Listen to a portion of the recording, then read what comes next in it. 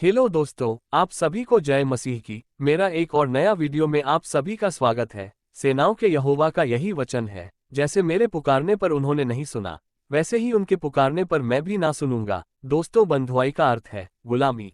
दोस्तों, जब कोई व्यक्ति किसी दूसरे व्यक्ति के बंधुआई में रहता है या उसके गुलामी में रहता है तो वह उसका हर काम करेगा और उसका हर बात मानेगा।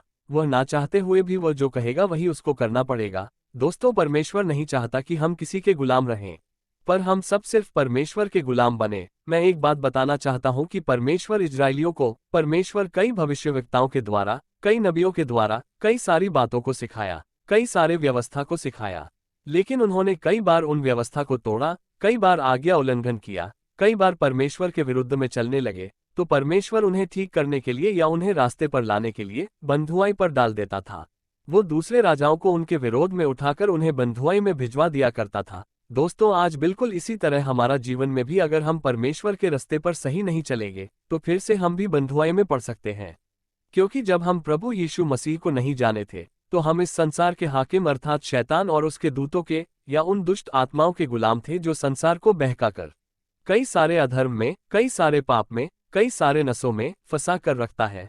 लेकिन प्रभु यीशु मसीह हमें उस बंधुआई से निकाल लिया है। वो इसीलिए इस धरती पर आया था कि वह गिरे हुओं को उठाने के लिए और जो कैदी हैं उन्हें आजाद करने के लिए।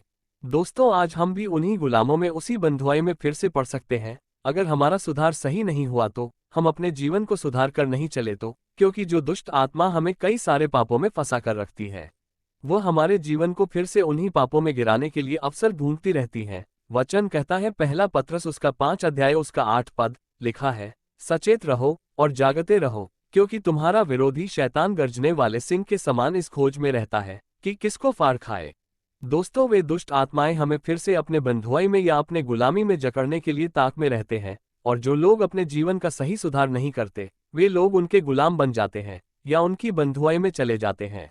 दोस्तों, जकरिया 7 अध्याय 11 पद में लिखा है, परंतु उन्होंने चित्त ना लगाना चाहा और हठ किया और अपने कानों को बंद कर लिया ताकि सुन ना सके, वरन उन्होंने अपने हृदय को इसलिए पत्थर का बना लिया कि वे उस व्यवस्था और वचनों को ना मान सकें जिन्हें सेनाओं के यहोवा ने अपने आत्मा के द्वारा पूर्व काल के भविष्यवक्ताओं से कहला भेजा था। इस कारण सेनाओं का यहोवा के उन पर बड़ा क्रोध भड़का।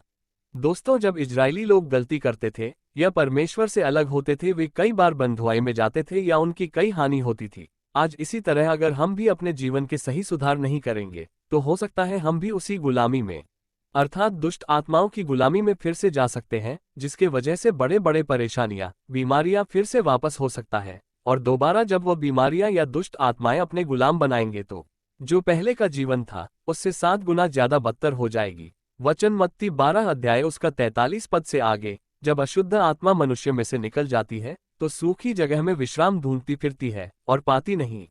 तब कहती है, मैं अपने उसी घर में जहां से निकली थी लौट जाऊंगी, और लौटकर उसे सूना, झाड़ा बुहारा और सजा सजाया पाती है। तब वह जाकर अपने से और बुरी 7 आत्माओं को अपने साथ ले आती है और वे उसमें बैठकर वहां वास करती है, और उस मनुष्य की पिछली दशा पहले दशा से भी बुरी हो जाती है। इस युग के बुरे लोगों की दशा भी ऐसी ही होगी। इसलिए दोस्तों, हमें अपने जीवन को सचेत और जागते हुए और सुधार कर जीवन जीना है।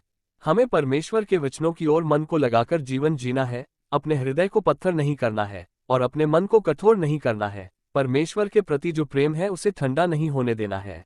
हम सबको तैयारी का जीवन जीना चाहिए और दूसरों को भी आप बताएं ताकि वह भी परमेश्वर के राज्य में जा सके। आप सभी को जय मसीह की।